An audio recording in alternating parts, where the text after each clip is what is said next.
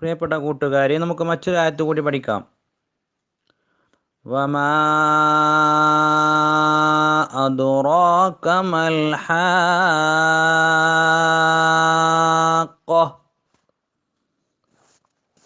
അവിടെ ഒന്നാമത്തെ അക്ഷരം വ, ചുവപ്പ് നിറത്തിൽ മ, നീല നിറത്തിൽ അലിഫ്, അതിന് മുകളിൽ മദ്ദിൻ്റെ അടയാളം.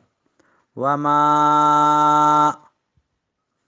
മഞ്ഞ നിറത്തിൽ അ, പച്ച നിറത്തിൽ ദ്, ചുവപ്പ് നിറത്തിൽ റോ, നീല നിറത്തിൽ അലിഫ്, മഞ്ഞ നിറത്തിൽ ക. അദ്റാക, പച്ച നിറത്തിൽ മ, ചുവപ്പ് നിറത്തിൽ അലിഫ്, മാ, നീല നിറത്തിൽ അലിഫ്, മഞ്ഞ നിറത്തിൽ ലാമ്, ലാമിന് സുക്കൂന്, പച്ച നിറത്തിൽ ഹ, ചുവപ്പ് നിറത്തിൽ അലിഫ്, അതിന് മുകളിൽ മദ്ദിൻ്റെ അടയാളം, നീല നിറത്തിൽ ഖ, മഞ്ഞ നിറത്തിൽ തു. അൽ ഹാഖതു.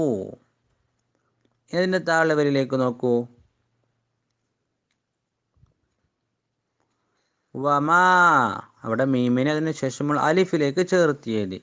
വമാ അദ്റാക, അവിടെ നീല നിറത്തിലുള്ള അലിഫിനെ അതിനുശേഷമുള്ള കാഫിലേക്ക് ചേർത്തിയത്. അദ്റാക. മാ, അവിടെ മീമിനെ അതിനുശേഷമുള്ള അലിഫിലേക്ക് ചേർത്തിയത്. അൽ ഹാഖതു, അവിടെ ലാമിനെ ഹായിലേക്കും ഹായിനെ അലിഫിലേക്കും ചേർത്തിയത്. ഖാഫിന് ശേഷമുള്ള ആ തായിലേക്ക് ചേർത്തിയത്. അവിടെ നമ്മൾ വഖഫ് ചെയ്യുമ്പോൾ അൽ ഹാഖ, അങ്ങനെയാണ് വഖഫ് ചെയ്യേണ്ടത്. ഇനി ഒന്ന് രൂപം ശ്രദ്ധിച്ചോളൂ. വമാ അദ്റാക മൽ ഹാഖ.